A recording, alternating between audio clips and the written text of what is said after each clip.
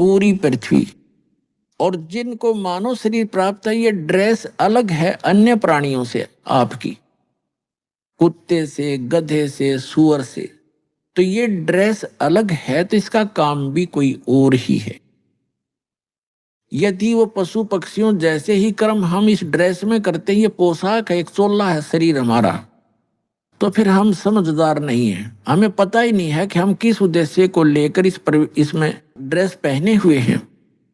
और जो आप विद्यार्थी हैं, मनुष्य शरीर प्राप्त प्राणी पूरी पृथ्वी पर, ये सभी विद्यार्थी हैं और इनको परमात्मा पाने वाली, आत्म कल्याण करवाने वाले इस विद्यालय में प्रवेश प्राप्त हो चुका है। आपके इतने अच्छे नंबर हैं, इतने अच्छे अंक हैं आपके।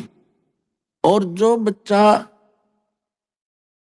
जिस भी ट्रेनिंग में प्रवेश किए हुए है और उस ट्रेनिंग को करता नहीं, विद्यालय के समय को विद्यार्थी जीवन में वो सिनेमा देखता है, शराब पीता है, बढ़िया भोजन खाता है और जो काम है उसको भूल गया, वो कर नहीं रहा है, तो वो बच्चा बाद में पछताता है।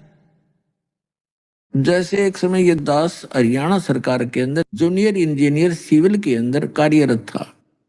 तो जहां हमारा कंस्ट्रक्शन वर्क चल रहा था, वहां पर रोड का भी कंस्ट्रक्शन वर्क चल रहा था, रोड का, सड़क का।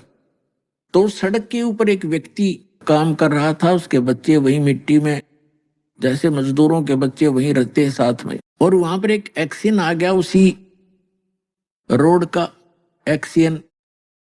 एक अधिकारी होता है, कार्यकारी अधिकारी, इंजीनियर। तो वो जब वो चला गया इंस्पेक्शन करके, तो वो व्यक्ति क्या कहता है मजदूर के, ये मेरा क्लास फेलो था, ये एक्सीडेंट कभी हम एक विद्यालय में पढ़ा करते थे, मेरे भाग फूट गए, मैं पढ़ा नहीं, आज मजदूरी कर रहा हूं और मेरे बच्चे भी देखो यहीं पढ़े हैं।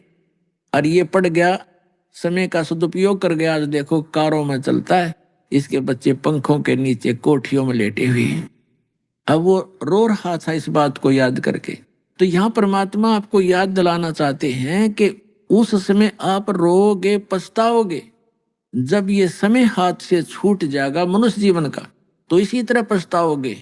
ये विद्यालय का समय है आपका, ये मनुष्य जीवन जब तक है, आप विद्यार्थी हैं और इसमें ये कार्य नहीं किया भक्ति वाला, तो बाद में पशु पक्षी बनकर रोया करोगे। गरीबदास जी कहते हैं, ये संसार समझदा नहीं, कहंदा श्याम दोपहरे नु, गरीबदास ये वक्त जाता रोगे इस पैरे नु। ये मनुष्य जीवन एक बार हाथ से छूट गया, इस पैरा माने समय को रोया करोगे। फिर जैसे कुत्ता रात्रि में ऊपर को मुंह करके रोता है, उसकी आत्मा में कभी ना कभी वो बात याद आती है, मैं कितना गलती किए हुए हूं, आज मैं कहाँ पड़ा हूं। लेकिन हो कुछ सेकंड के बाद फिर वो भूल पड़ जाती है।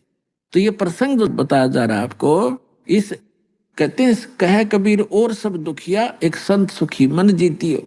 अब आपने ये उद्देश्य बनाना पड़ेगा कि हम विद्यार्थी हैं, मनुष्य जीवन प्राप्त प्राणी, चाहे स्त्री का है चाहे पुरुष का, ये मानव शरीर कहा जाता है। तो ये जितने भी मानव शरीर प्राप्त प्राणी हैं, ये विद्यार्थी हैं।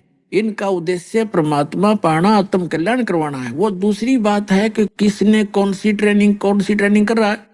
जैसे कोई विष्णु की साधना कर रहे हैं, तो वो ट्रेनिंग उसकी न्यारी है, स्वर्ग तक की पहुंच है, वहां से फिर वापस जन्म मृत्यु सदा बनी रहेगी। ऐसे ही कोई शंकर जी की पूजा करता है, तो वो भी वो ट्रेनिंग अलग है, उसका लाभ अलग है, भिन्न है। कोई ब्रह्म तक की साधना करता है, वो ब्रह्म की ट्रेनिंग कर रहा है, वहां जाने की, ब्रह्म लोक में चला जाएगा, पुण्य समाप्त करके फिर वापस आएगा। गीता अध्याय नंबर 8 के श्लोक नंबर 16 में प्रमाण है कि ब्रह्म लोक पर्यंत भी सभी प्राणी पुनरावृत्ति में, वहां गए हुए भी जन्म मृत्यु में ही रहेंगे। तो इसी प्रकार जो अक्षर पुरुष की तो यहाँ साधना कोई करता ही नहीं, क्योंकि उसके लोक में जाना नहीं होता। हमने फिर उसके बाद तो पार ब्रह्म, सबसे परला परमात्मा, जिसको परम अक्षर ब्रह्म कहा है, संतों ने उसको पार ब्रह्म कहा। पार ब्रह्म, एक ब्रह्म, एक पर ब्रह्म, और तीसरा पार ब्रह्म। पार माने सबसे पर पार का, सबसे ऊपर वाला, सबसे परली पार का। तो हमने साधना उस पार ब्रह्म की करनी है, परम अक्षर ब्रह्म की करनी है, पर ब्रह्म की नहीं करनी। ना ब्रह्म की प्राप्ति का उद्देश्य नहीं रखना, साधना अलग चीज होती है, लेकिन प्राप्ति का टारगेट हमने सतलोक का बनाना है, सचखंड में जाने का, जहां जाने के बाद लौटकर फिर संसार में नहीं आते।